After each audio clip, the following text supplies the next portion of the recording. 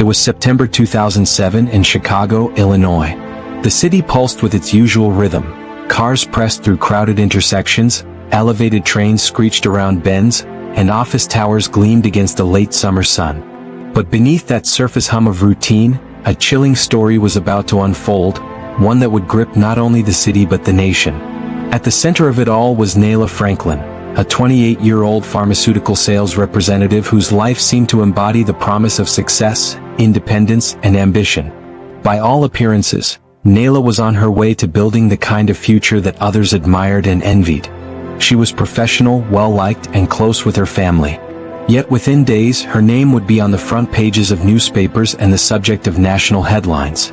Before we dive into this story, welcome to the Cold Case Archive. We uncover the most haunting unsolved mysteries and revisit the cases where justice was finally found, no matter how long it took. If you're fascinated by true crime and the pursuit of truth, make sure to subscribe and join us as we piece together the fragments of stories that time almost forgot. Nailah Franklin wasn't just another name in the city directory. She was the kind of woman whose presence left an impression. Friends described her as vivacious and kind, someone who carried herself with grace but also with determination. She had carved out a place in the demanding world of pharmaceutical sales, navigating the kind of career that required persistence, intelligence, and resilience. At 28 years old, she was balancing a promising career, an active social life, and close ties with her family. By all accounts, Nailah was living the kind of life she had envisioned for herself. But sometimes the image of stability and security masks vulnerabilities we can't see until it's too late. On the morning of Tuesday, September 18, 2007, the day began ordinarily enough. Nailah was expected at work and had plans to catch up with friends later in the week. She had spoken with her family, exchanged text messages with colleagues, and went about her life as usual. But in the midst of her daily routine, something happened that caused her to fall off the radar. Phone calls went unanswered, emails went unread, and soon family and friends began to worry. Nailah was reliable. She was responsible. She wasn't the kind of person to vanish without a word. So when the silence grew, her loved ones knew something was terribly wrong. This is where the story takes a darker turn. That day, colleagues noticed Nailah failed to show up for work. Calls to her phone went straight to voicemail. Her family, who spoke with her daily, became alarmed almost immediately. Within hours, concern turned into panic.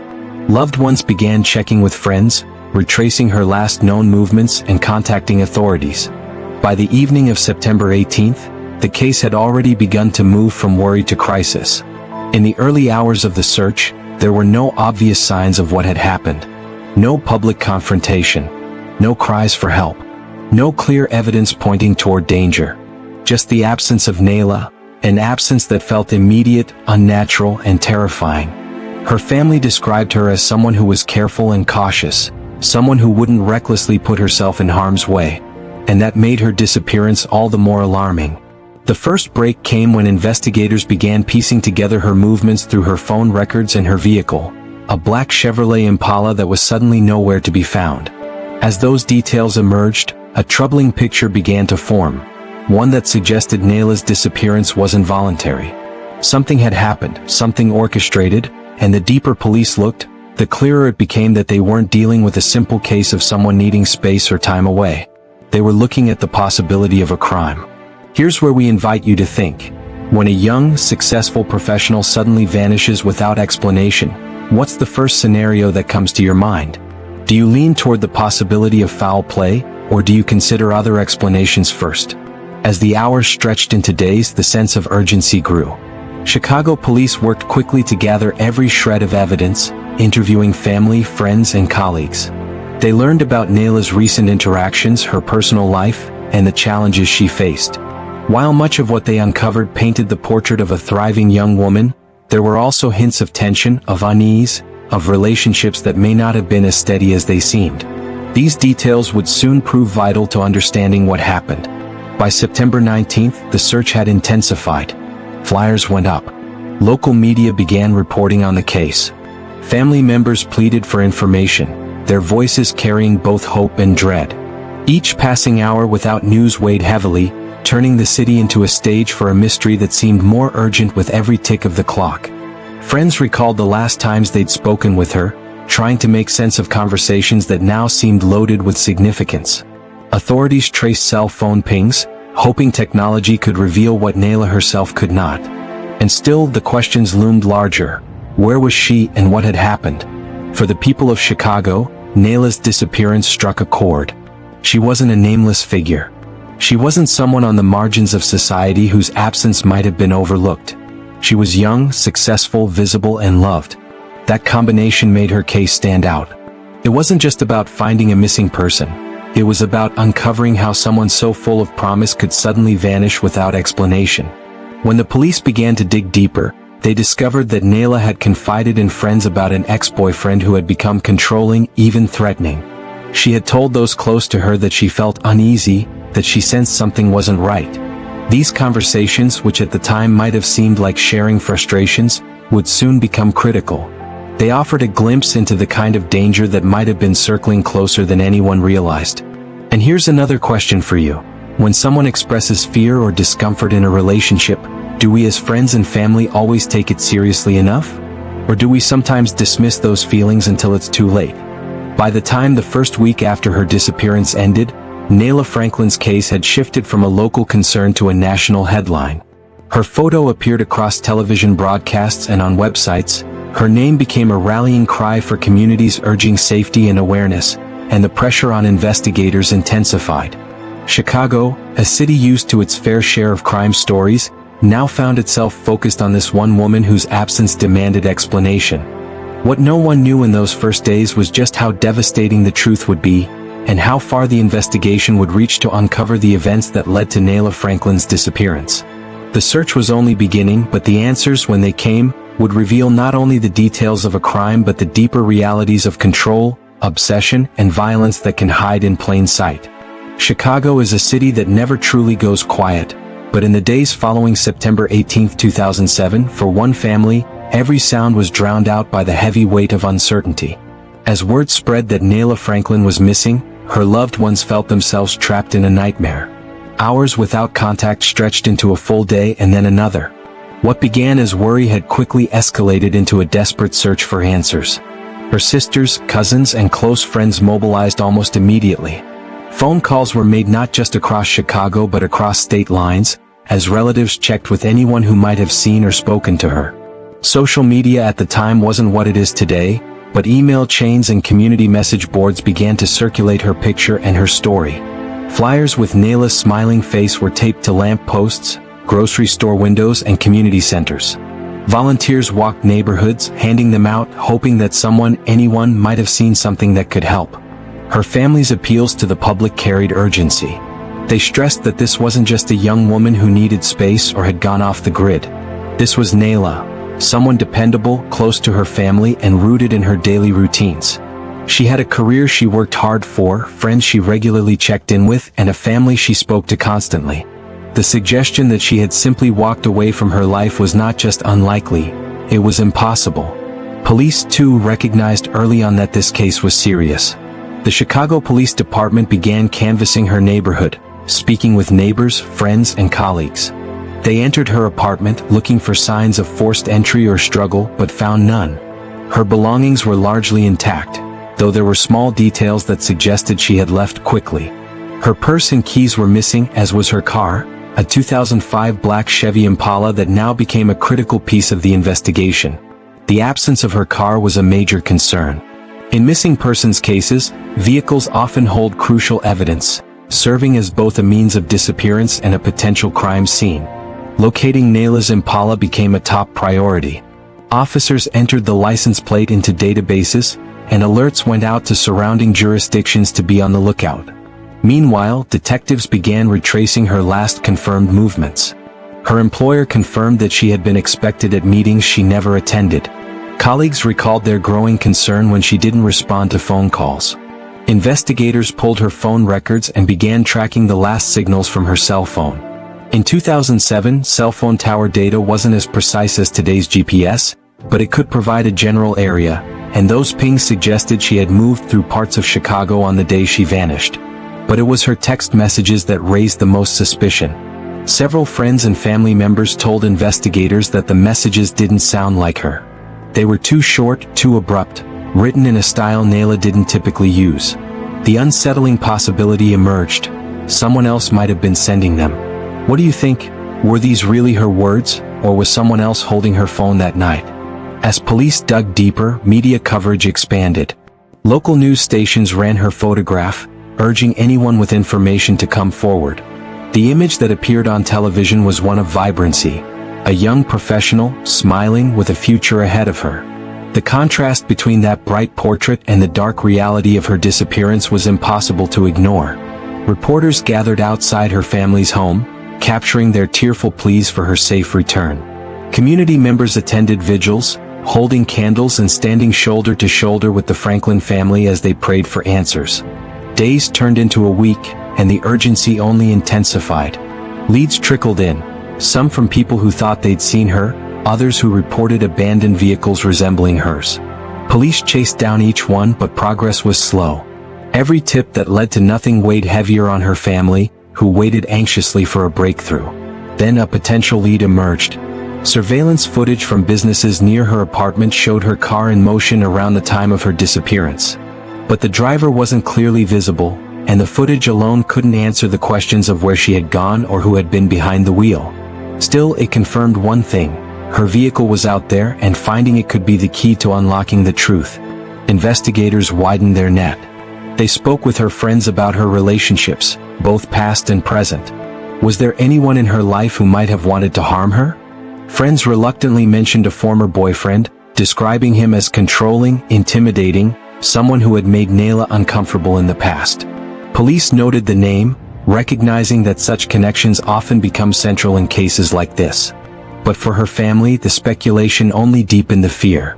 Each day without Nailah was another day where their worst nightmare loomed closer. They organized community searches, walking through wooded areas, abandoned lots, and parks. Volunteers turned out, carrying flashlights and wearing bright vests as they fanned out in groups, hoping for any trace of her. At the same time, detectives focused on her electronic trail. Her phone records placed her in contact with people in the hours before she disappeared, but the timeline grew murky. Investigators believed she may have been coerced, forced to send messages under duress. The thought of what she might have endured in those final hours weighed heavily on everyone involved. As the search continued, the public's awareness of her case grew. Newspapers ran feature articles, not just about the missing woman but about the growing epidemic of violence against young professional women in urban areas. Her story struck a chord. Nailah wasn't living a risky lifestyle, she wasn't traveling somewhere dangerous, she wasn't disconnected from her loved ones. She was doing everything right, and yet she had vanished. Community members who never met her showed up at vigils, compelled by the injustice of it all. Candlelight flickered against posters with her picture, and voices joined together in prayers that she would be brought home safely. For her family, those gatherings provided comfort, but also sharpened the ache. Each time they held her photograph aloft, they knew that behind the image was a person who was slipping further and further from their reach. The days dragged on. Police cars patrolled new areas, search dogs were brought in, and investigators coordinated with surrounding jurisdictions. They reviewed traffic cameras, credit card statements, and bank activity, hoping for something, anything, that would show she was alive. But the silence remained. As the search intensified, one question lingered: how could a young professional woman with deep roots in her community and close ties to her family vanish so completely in a city as large as Chicago? Her disappearance had begun as a local story, but by late September, it had gained national attention. News outlets across the country picked up the case, drawing comparisons to other high-profile disappearances. The spotlight intensified pressure on investigators to deliver answers. But the reality was that they were running out of time. In missing persons cases, the first 48 hours are often the most critical. Nailah's case was now stretching well beyond that window. For her family, hope and dread collided each morning. They woke up not knowing if this would be the day they received good news, or the day that hope was extinguished. Every phone call brought a rush of adrenaline, only to end in disappointment when it wasn't the news they longed for. By the end of September, the search had reached a breaking point. Investigators had pored over leads, combed through hours of footage, tracked cell phone records, and coordinated with dozens of officers. The pressure was mounting, the family's pleas were louder than ever, and the community was desperate for closure. And then 9 days after she disappeared, the answer came. It wasn't the one her family had prayed for. It was the one they had feared most. For investigators, the discovery of Nailah Franklin's missing car became the turning point in the case. Days of searching, countless tips, and sleepless nights had led to this moment. Her black 2005 Chevy Impala was found abandoned in Hammond, Indiana, nearly 20 miles from her Chicago home. To police, this wasn't just a random location. It was a clue, a breadcrumb left behind on the path to uncovering what had happened to her. The vehicle was parked in an industrial area, not far from train tracks and warehouses. The spot was remote, away from heavy foot traffic, the kind of place someone might leave a car if they didn't want it to be found quickly. To the Franklin family, the discovery brought a mixture of dread and relief. Relief that investigators finally had something tangible to work with. Dread because they knew cars don't abandon themselves, and its presence there without her spoke volumes. Detectives wasted no time in processing the vehicle. They searched every inch of it, from the trunk to the glove compartment, looking for fingerprints, fibers, or anything that could indicate where Nailah had been or who had been with her. Some personal items were still inside, raising the terrifying possibility that she never willingly left the car. Forensic teams collected evidence, dusted for prints, and documented everything. The surrounding area was also canvassed. Officers knocked on doors, spoke to nearby workers, and asked if anyone had seen the car being left there. But no one could give them a definitive answer. It was as though the vehicle had appeared overnight and blended into the backdrop of the industrial zone, unnoticed by the public until investigators found it. The discovery shifted the case into a higher gear. Police now had a crime scene, however limited, and they redoubled efforts to trace her last known movements. They expanded their search beyond Chicago, coordinating with law enforcement in Indiana, combing through traffic camera footage, and piecing together any sightings of the car on its way out of the city.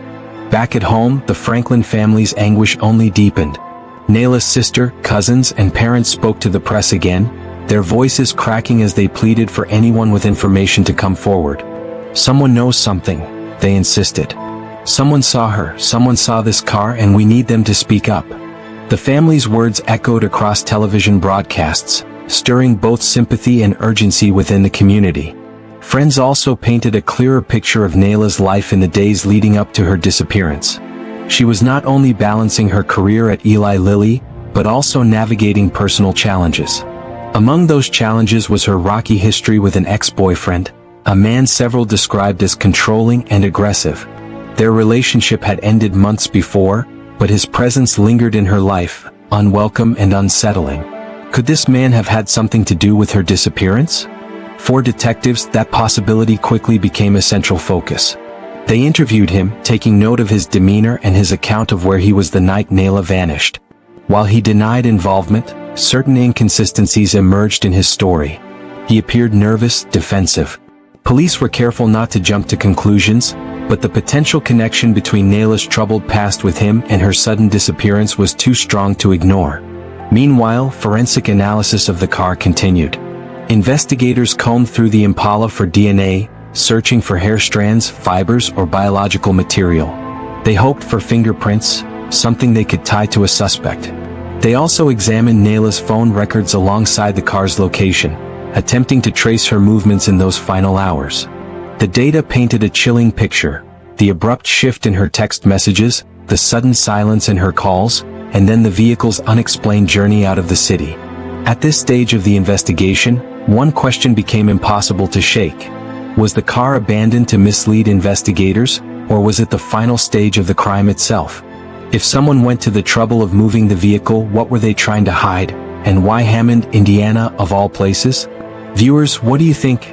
Was the location chosen at random, or was there a deeper connection that investigators needed to uncover? The media continued to follow the case closely. Each development became headline news, and the city watched with a mixture of fear and sorrow. The disappearance of a successful, educated young woman resonated deeply, raising awareness about the vulnerability that even those in seemingly safe circumstances could face. The community too stepped up. Volunteers organized search parties that extended into Indiana, combing wooded areas, fields, and vacant lots. Flyers were distributed even more widely, with her smiling face appearing in post offices, convenience stores, and public bulletin boards across multiple counties. Community leaders urged vigilance, telling citizens to remain alert and to report anything suspicious. But despite the collective effort, time continued to work against them. Each day that passed without Nailah returning safe dimmed the hope of finding her alive. Her family clung to that hope with everything they had, but the weight of uncertainty pressed heavier with each sunrise. Police also expanded their questioning of those in her life. Friends recalled incidents where her ex-boyfriend had made her feel unsafe. Some described him as jealous, unwilling to let go. Others recounted heated arguments, the kind that leave scars even after the relationship ends. Investigators listened carefully, recording each testimony, building a profile that suggested this was not a man who accepted rejection easily. Yet, without direct evidence linking him to her disappearance, police had to tread carefully. They continued to investigate other leads as well. Were there colleagues with grievances? Could this have been a random act of violence? Chicago, after all, was a city with its share of crime. But Nailah's case felt different. It had the marks of something deliberate, personal. The emotional toll was becoming unbearable for her family. They attended vigils where friends and strangers alike lit candles and prayed for her safe return. Her parents stood before crowds, their faces etched with pain, asking for compassion and help. Those who knew her best recalled her warmth, her determination, and the life she had built for herself, now interrupted in the most horrifying way. As the investigation pressed on, another troubling question emerged. If this crime was personal, and if the suspect was someone close to her, why had they taken such calculated steps to move the car and conceal their involvement? The deliberate nature of the evidence suggested not just impulse but planning. And planning meant intent. Behind closed doors, detectives mapped out timelines, cross-checked alibis, and dissected phone records. Every detail mattered. They knew they were racing against time, not just to find answers for Nailah's family, but to ensure that whoever was responsible couldn't harm anyone else. The search stretched into its second week. Frustration grew as leads ran dry and witnesses provided little to go on. And yet, the case was far from cold. Investigators believed they were circling closer to the truth. The challenge was proving it, gathering enough concrete evidence to move beyond suspicion into action. In Hammond, the discovery of the car had lit a fire under the community. Local residents who had no connection to Nailah were shaken by the news. They began keeping closer watch, reporting abandoned items, suspicious activity, or anything out of place. It was as though the entire region had become part of the investigation, united by a shared determination to see justice done. Still, the haunting reality remained. Nailah herself was nowhere to be found. Her family waited by the phone, clinging to updates from police, hoping for a breakthrough. Each knock at the door sent chills through them. Would this be the moment they heard she had been found, or the moment their worst fears were confirmed? In every investigation, there comes a point where the case teeters on the edge, between breakthrough and despair, between finding the missing and uncovering the truth too late. For Nailah Franklin, that point was fast approaching. The discovery of Nailah Franklin's abandoned car had shifted the investigation into high gear, but without her, the vehicle was only part of the puzzle. Detectives knew they were running against time, and every hour without answers deepened the urgency. As investigators followed leads, the Franklin family endured an unbearable waiting game. They still held on to the hope that Nailah would come home, but in their hearts, they knew that with each passing day the odds grew slimmer. Police began zeroing in more intensely on the people in Nailah's life, particularly those who had once been close to her.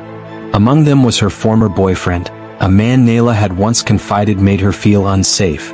Friends described him as jealous, controlling, and unwilling to accept the end of their relationship.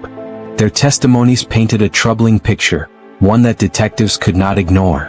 When questioned, his behavior didn't put investigators at ease.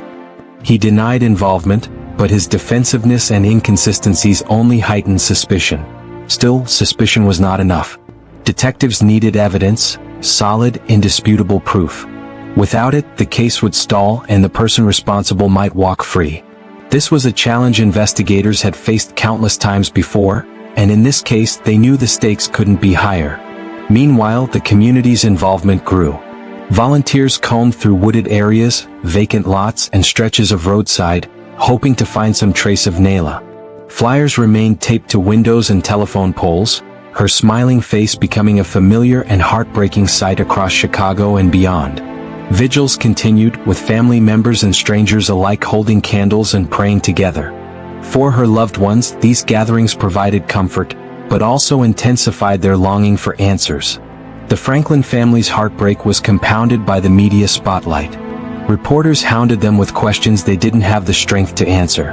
Camera crews gathered outside their home, filming every moment of anguish, every tearful plea. While the attention kept Nailah's case in the public eye, it also stripped away the family's privacy, forcing them to grieve under the weight of an entire city's watchful gaze. For investigators, attention from the press meant pressure. Pressure to act quickly to solve the case, to prevent Nailah's story from fading into the background of a city plagued with crime. They retraced every step she had taken in the days before she went missing, reconstructing her final hours as best they could. They examined her phone records, noting the sudden change in tone and brevity in her last text messages. Messages that her family insisted didn't sound like her. Were those texts a desperate attempt to communicate under duress, or were they typed by someone else entirely? What do you think? Could those words have been forced from her, or were they part of a cruel cover-up? As investigators pieced together her digital footprint, another chilling detail emerged. Phone tower data suggested that her cell phone had traveled south, out of Chicago, around the time of her disappearance. This aligned disturbingly with the discovery of her car in Hammond, Indiana. While tower data in 2007 lacked the precision we have today, it provided investigators with a rough map of her final movements. That map painted a haunting picture. Someone had gone to great lengths to move her car, her phone, and possibly her body, away from her home. Theories swirled. Was she lured away by someone she trusted? Was she forced into her car against her will? If so, how had no one seen it happen in her neighborhood, a place where people knew her and paid attention? The possibility of a meticulously planned abduction was one investigators had to consider. Then the worst fears came true. 9 days after Nailah vanished, on September 27, 2007, police made a grim discovery. In a wooded area of Calumet City, just south of Chicago, her body was found. The medical examiner later confirmed what her family had dreaded most. She had been murdered. The news devastated her loved ones. For her family, hope was extinguished in a single moment, replaced with grief so heavy it threatened to crush them. The young woman who had brightened every room, who had worked so hard to build her career and future, had been taken in the most brutal way. For investigators, the discovery shifted the case from a missing person search to a homicide investigation. Now, it was no longer about finding her alive. It was about finding justice. The wooded location where her body was found became the new center of the investigation. Detectives cordoned off the area, combing it for evidence. They looked for footprints, tire tracks, discarded items, anything that might link the scene back to a suspect. Media coverage intensified as news of her death spread. Nailah's story was no longer one of hope but of tragedy. National outlets picked it up, highlighting not only her disappearance and death but also the broader issues of violence against women and the dangers of abusive relationships. Her name became a rallying cry for those demanding justice, not just for her, but for other victims who had been silenced. The focus on her ex-boyfriend sharpened. Police compared his alibi with cell phone data and with a timeline of events. His behavior both before and after her disappearance drew scrutiny. Friends recounted troubling stories of how he had intimidated her, how he had threatened her, and how he refused to accept the breakup. For detectives, the pattern was undeniable. But patterns alone don't make cases. Evidence does. Investigators needed to connect him directly to her murder, and that meant painstaking work. They combed through phone records, examined the car, and interviewed anyone who had interacted with him in those crucial days. Every inconsistency, every slip in his story, was cataloged and added to the growing mountain of suspicion. For Nailah's family, the transition from searching to mourning was unbearable. They planned vigils not in hope of her safe return, but in memory of her life. They spoke to the press about her dreams, her accomplishments, and the hole her death had left behind. Her parents, siblings, and cousins stood before cameras, their grief raw and visible, demanding accountability and justice. In the days following the discovery of her body, Chicago grappled with its own emotions. Residents who had never met Nailah felt connected to her story. Her death symbolized not only a personal tragedy but also a societal failure to protect a promising young woman. Discussions emerged about domestic violence, about red flags ignored, about the need for better support systems. Her name became part of a larger conversation about safety and accountability. As investigators pieced the case together, a chilling realization settled in. This was not a random act of violence. It had all the markings of something personal, deliberate, and vengeful. The suspect wasn't just someone on the periphery of her life. He was someone who had once been close to her, someone who couldn't accept that their relationship had ended. And that realization forced everyone to confront an uncomfortable truth. Sometimes the greatest danger doesn't come from strangers, but from those we once trusted. And so the central question loomed larger than ever. Would investigators be able to gather enough evidence to prove what so many already suspected? Could they take this mountain of circumstantial evidence, his history of threats, his inconsistent alibi, the suspicious placement of her car, and build a case that would hold up in court? What do you think? Does the weight of circumstantial evidence feel enough to you, or would you need to see more before pointing the finger at him? For the Franklin family, those legal questions did little to ease their pain. They had lost their daughter, their sister, their cousin. No conviction, no sentence would ever bring her back. But justice mattered. And as the investigation deepened, they clung to one hope, that the man who had stolen her life would never walk free again. The days following the discovery of Nailah Franklin's body were marked by an intensifying focus on one man, the ex-boyfriend whose behavior had raised alarms even before Nailah vanished. In the weeks leading up to her disappearance, Nailah had confided in friends and family about his troubling actions. She described him as controlling, jealous, and someone who simply couldn't accept the end of their relationship. For investigators, these weren't just the frustrations of a breakup. They were potential warning signs of something far more dangerous. Detectives knew they had to tread carefully. In homicide cases, especially those involving intimate partners, the line between suspicion and evidence is a thin one. It was not enough to point to his temper or the threats he was rumored to have made. The police needed to build a case that could withstand the scrutiny of a courtroom. That meant gathering every possible detail. His movements, his phone records, his communications with Nailah in the days and hours before she disappeared. Almost immediately, investigators began piecing together a timeline of the suspect's actions. Phone records revealed patterns that could not be ignored. There were repeated calls and messages to Nailah leading up to September 18th, the night she went missing. Friends told police that Nailah had recently expressed fear of him, even saying she felt like she was being harassed. These details painted a chilling picture. A man who could not let go, and a woman who may have been increasingly aware that she was in danger. At the same time, investigators began digging into his personal background. What they found added to their suspicions. There were previous incidents that hinted at a history of aggressive behavior. There were stories of volatile arguments, controlling tendencies, and confrontations that left others uneasy. None of these incidents had resulted in major legal consequences, but together they began to form a pattern. For detectives, it suggested that what happened to Nailah might not have been a sudden act of violence, but the tragic escalation of a dangerous cycle. But in any case of this magnitude, suspicion is not enough. The question remained, how could prosecutors link him directly to the crime? This was where the car, discovered abandoned in Hammond, Indiana, became critical. Inside Nailah's Chevrolet Impala, investigators found fragments of potential evidence. While not all of the findings were publicly disclosed, police sources confirmed that they searched for trace materials, DNA, fingerprints, fibers, that might connect her ex-boyfriend to the vehicle. Even the location of the car raised red flags. Why Hammond? Was it simply a place chosen at random, or was there a deeper significance? And here's where we pause to ask you, the viewer. If someone abandons a vehicle in an area they don't live in, what does that suggest to you? Is it a clumsy attempt to throw off investigators, or could it reveal something about their state of mind? Let us know your thoughts in the comments below. While police worked the forensic angle, they also leaned heavily on witness accounts. Neighbors reported seeing Nailah's car being parked, though no one recalled seeing who left it there. Friends recalled frantic calls and unusual messages on the night she went missing. Messages that felt out of character, messages that investigators suspected may not have been written by her at all. Could it have been the ex-boyfriend, attempting to buy himself time by making it seem like Nailah was safe and going about her day? Detectives also traced his movements. They pulled surveillance footage from toll booths, gas stations, and streets that he was known to frequent. They examined his work schedule and cross-referenced it with key times in Nailah's disappearance. Bit by bit, they began to close the gaps, narrowing down windows of opportunity where his whereabouts could not be accounted for.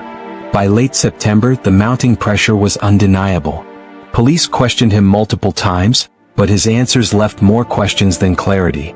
He denied involvement, claimed he had nothing to do with Nailah's disappearance, and insisted investigators were targeting him unfairly. But the inconsistencies in his statements, coupled with the circumstantial evidence piling up, made it clear to detectives that he remained their prime suspect. Then came the tipping point. Investigators secured enough evidence to obtain an arrest warrant. The ex-boyfriend was taken into custody, charged in connection with Nailah Franklin's death. The news hit the community like a thunderclap. For those who had followed the story from the day Nailah went missing, there was relief that someone was finally being held accountable, but also grief because the arrest did nothing to bring Nailah back. As reporters swarmed the courthouse, the narrative shifted. No longer was this just the story of a missing woman, it was now a murder case with a suspect facing the full weight of the justice system. Prosecutors announced that they intended to pursue the case aggressively. They pointed to the timeline, the history of harassment, and the overwhelming circumstantial evidence as reasons why they believed Nailah's ex-boyfriend was responsible. And this raises another question for you. Do you believe circumstantial evidence can be powerful enough to convict someone of murder? Or should the justice system demand more direct proof, such as DNA or eyewitness testimony? Share your perspective, because this is one of the central debates in criminal law, and in Nailah's case, it would become a defining issue.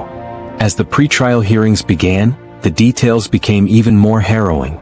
Friends testified about the way he had treated Nailah. Family members spoke about the warnings she had given them, her fears that he might do something to hurt her. Prosecutors leaned on this testimony to show motive and intent, painting a portrait of a man whose obsession and anger had turned deadly. The defense, meanwhile, countered with their own arguments. They insisted the case was built on speculation and hearsay. They pointed out that no one had witnessed the crime itself. They argued that the evidence tying him to the scene was weak, and that prosecutors were relying too heavily on characterizations of him as a bad partner rather than concrete proof. This back and forth set the stage for what would become a long and difficult legal battle. On one side, prosecutors determined to prove beyond a reasonable doubt that Nailah's ex-boyfriend was guilty of murder. On the other, a defense team intent on undermining every piece of evidence, casting doubt on every testimony, and portraying their client as a man unfairly accused. For Nailah's family, the trial represented both hope and heartbreak. Hope because they might finally see justice for the daughter, sister, and friend they had lost. Heartbreak because sitting in that courtroom meant reliving the darkest chapter of their lives, hearing again and again the details of her final days and the alleged brutality that ended her life. And so the case moved forward, step by step, into the courtroom phase. But the question of whether justice would be served remained uncertain.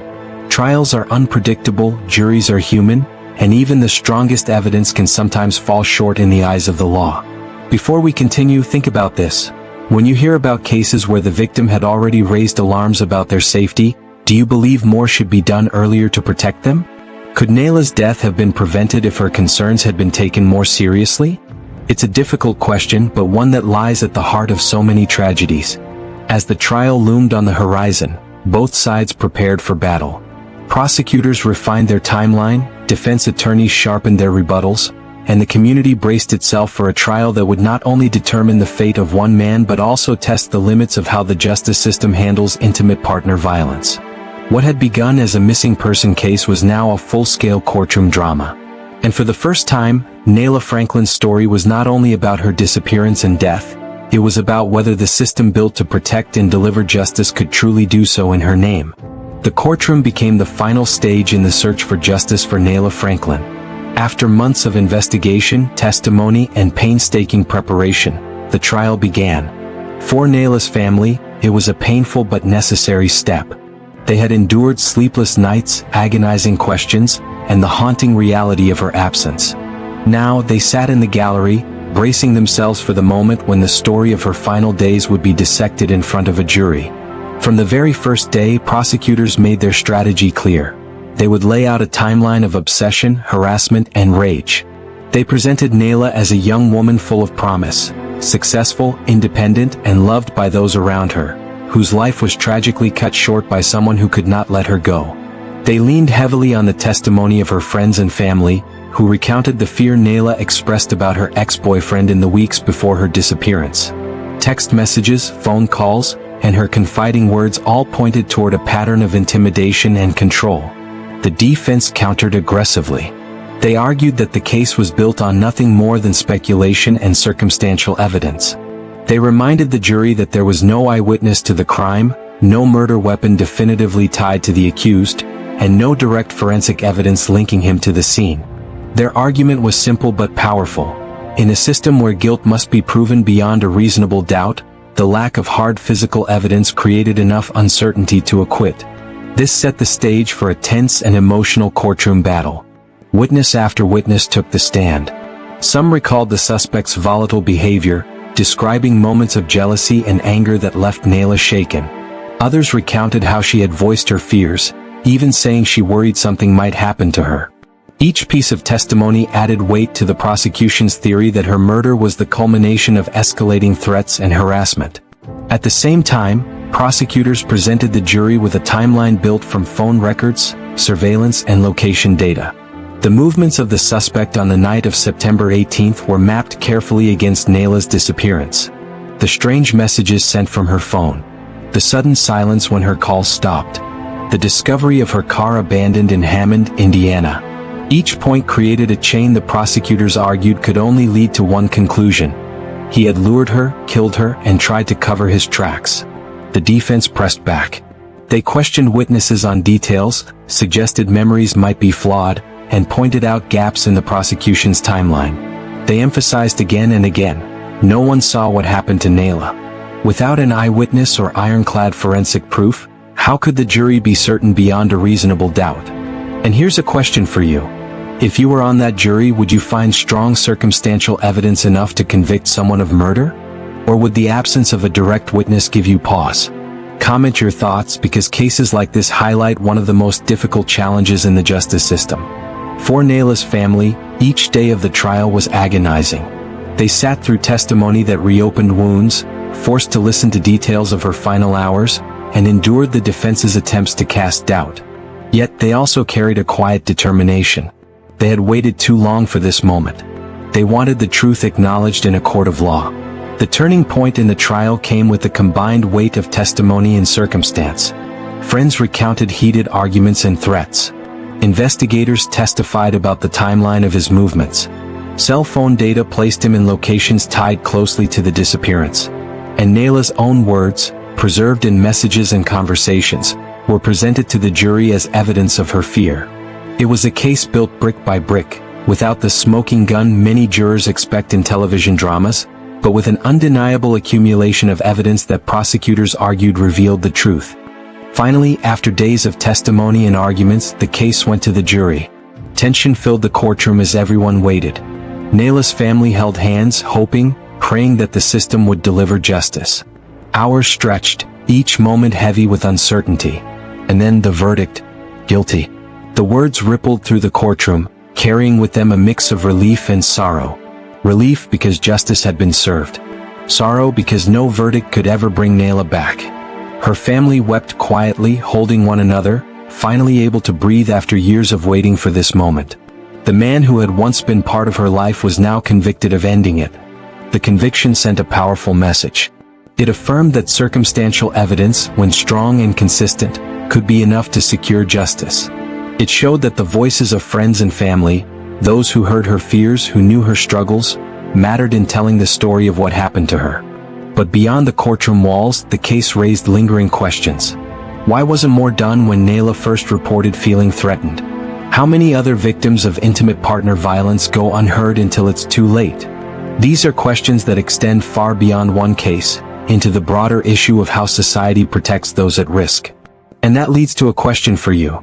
Do you think the justice system does enough to take early warnings seriously, or does it too often wait until tragedy has already struck?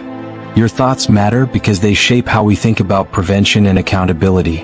In the years since Nailah's death, her family has worked to honor her memory. They have spoken about her life, her kindness, her accomplishments, her love for those around her. They have shared who she was beyond the headlines, reminding the world that she was not defined by her final moments, but by the promise she carried and the joy she brought to others. Nailah's story continues to resonate because it embodies both tragedy and resilience.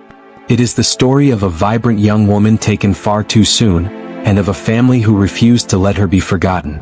It is a reminder that behind every headline and courtroom battle lies a human life, with dreams, ambitions, and people who loved them deeply.